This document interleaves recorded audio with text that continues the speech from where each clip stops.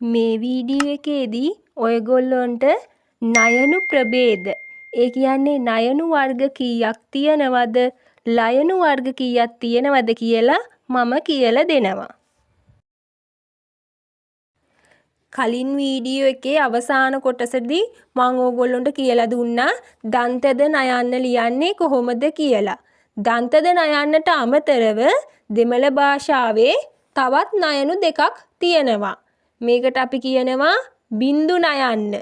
සමහරු නම් කියනවා බින්දුව යෙදෙන ඒවා. එහෙම කියනවා. මේ මූර්ධජ නයන්න. අපි බලමු මේවා කොහොමද ලියන්නේ කියලා. මේ නයන්න නම් යෙදෙන්නේ වචනයක මැදට. සිංහම් කිව්වම සිංහම් කියනකොට මෙන්න මේ නයන්න තමයි යෙදෙන්නේ. සිංහම් කියනකොට. එතකොට මේ නයන්න කොහාටද යෙදෙන්නේ? දන්තද නයන්නට ගැට දෙකේ නයන්නට අමතරව මේ නයන්නත් දන්තද නයන්නම තමයි පුතේ. නමක් ලියනකොට මුලට යොදන්නේ මෙන්න මේ නයන්න. වචනයක බින්දු නයන්න යෙදෙන අවස්ථාවක ලියන්නේ මෙන්න මේ නයන්න.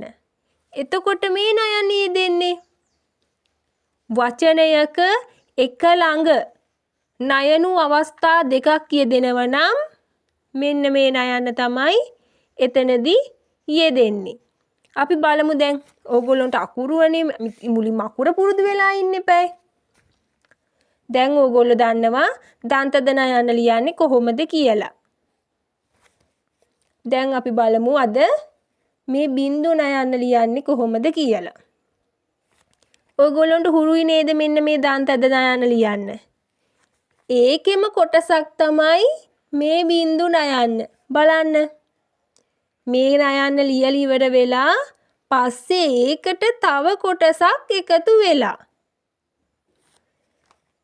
ඒ නයන්න මෙහෙම ලිව්වා.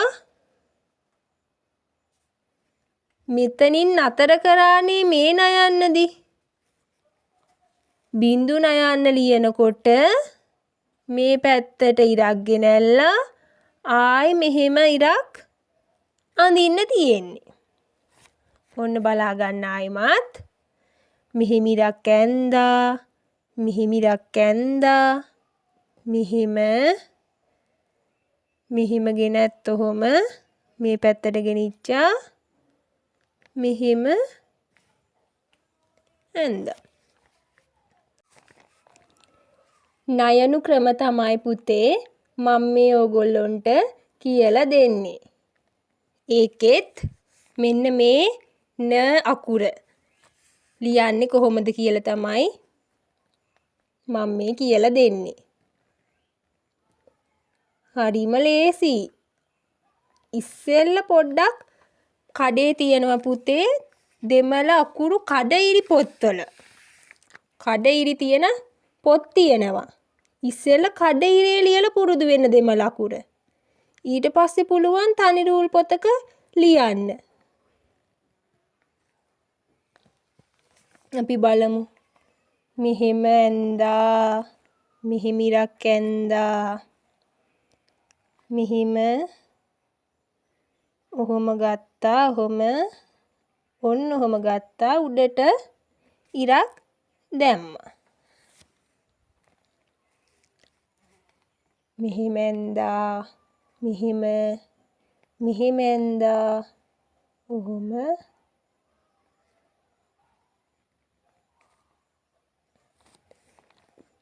මෙහෙම ඇඳා ඔහොම ගත්තා ඔහොම ඉරක් ඇඳා ඔහොම මෙහෙම ඔහොම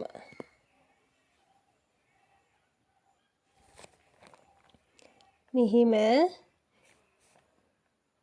ඇඳා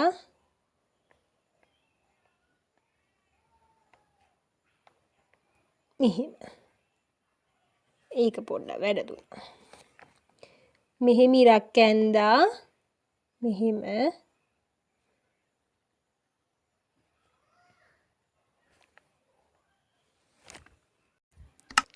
මං හිතනවා දැන් ඕගොල්ලොන්ට මේ න අකුර ලියන්න පුළුවන් ඇති කියලා.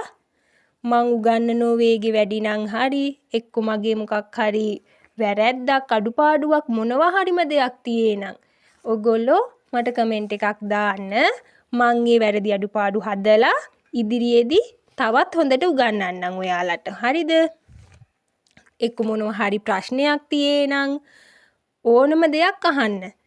ඕනම දෙයකට පිළිතුරු දෙනවා. දැන් අපි බලමු මේ මූර්ධජ න. මේ න අකුර ලියන්නේ කොහොමද කියලා. මෙතනින් ඉස්සරහින් ඔන්න ලිව්වා. ඔන්න මූර්ධජ න තමයි දැන් ඔයාලට කියලා දෙන්න යන්නේ. අපි කලින් මේ දන්තද න ලියද්දි ගැට දෙකක් යෙදුවා නේද? ගැට දෙකක් යොදලානේ අපි ලිව්වේ. මූර්ධජ න අකුරේදී ගැට 3ක් එනවා. මේකම තමයි. මේකට තව ගැටයක් එකතු වෙන එක තමයි මෙතනදී වෙන්නේ. මෙහෙම ඔහොම ඇඳගෙන එනවා. ඔහොම ගෙනල්ලා මෙහෙම දැම්මා. හරියට නිකන් දම් වැලක් වගේ. අපිට දම් වැල මතකයිනේ. මෙහෙම ඇඳගෙන යන්නේ. දම් වැලක් වගේ තමයි මෙන්න මේ නයන ලියන තියෙන්නේ. සමහරක් වෙලාවට අමතක වෙලා බින්දු වැඩිනුත් වැටෙනවා. 3කින් නවත්තන්න ඕන. මෙහෙම ලියවනෝ. ඔහොම බින්දුවක් ඇඳා, ඔහොම ගත්තා, ආයි ඔහොම කරකැවුණා. ඔහොම ගත්තා. ඔහොම ගිහින් ඔතනින් නතර කළා. මේ හරියෙන් චූටිටි කෑල්ලක් දානවා. මෙහෙම ඔහොම ගත්තා. චූටිටි කෑල්ලක් දැම්මා. ඔහොම ගිහින් ඔන්න ඔහොම. මෙහෙම ගත්තා. ඔන්න ඔහොම.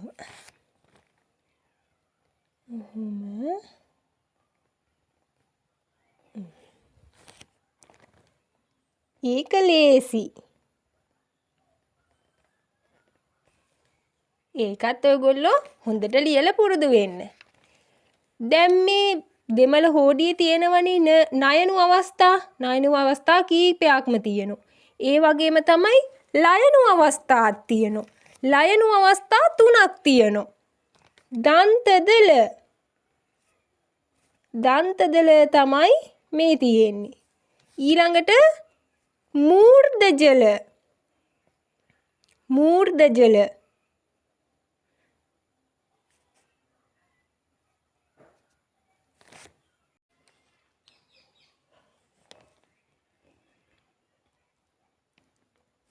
මූර්ධජ ල තමයි මේ තියෙන්නේ. තවත් ල අකුරක් තියෙනවා. ඒ ල අකුර මොකක්ද? අර තියෙන්නේ එයන්න.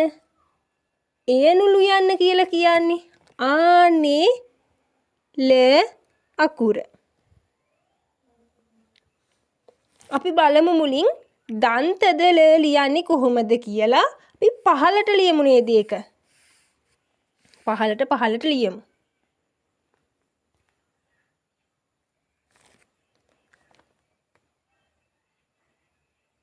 බලන්න. දන්තද බින්දුවක් ඇඳලා ඔහොම නතර කරා. අපි බලමු අර තියෙනවනේ සිංහල භාෂාවෙන් සමහරු බ අකුර ලියන්නේ මෙහෙමනේ. බයන්නින් හරි අඩක් ලියලා නතර කරලා වගේ. උඩට කොටස දාන්නේ නැතුව අතර මගින් නතර කරනවා. දන්තදල ලියන්නේ අන්න එහෙමයි. මෙහිම ගත්තා. ඔහොම වකේ ගිහින් ඔහොම පාම්බුලානා. පාම්බුලානා අක්ෂරය. මෙහෙම ලියන. ඔහොම බින්දුවක් ඇඳලා මේ පාම්බුලානා අකුර ලියන්නේ මෙන්න මෙහෙම. මෙහෙම ගත්තා. ඔහොම නතර කරා. ඔහොම ගිහින් ඔහොම නතර කරා. බිඳුවකින් පටන් ගත්තා. රවුමට ගිහිල්ලා මිහිම වකේ අරගෙන මෙතනින් නතර කරනවා. මිහිම පටන් ගත්තා. ඔහොම ගිහින් ඔහොම නතර කරනවා. අපි බලමු එතකොට මූර්ධ ල ලියන්නේ කොහොමද කියලා.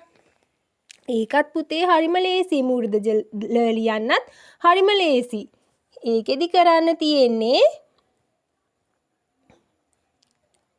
මෙහෙම බිඳුවක් අරගෙන ඔහොම ගිහින් ඔහොම නතර කරනවා.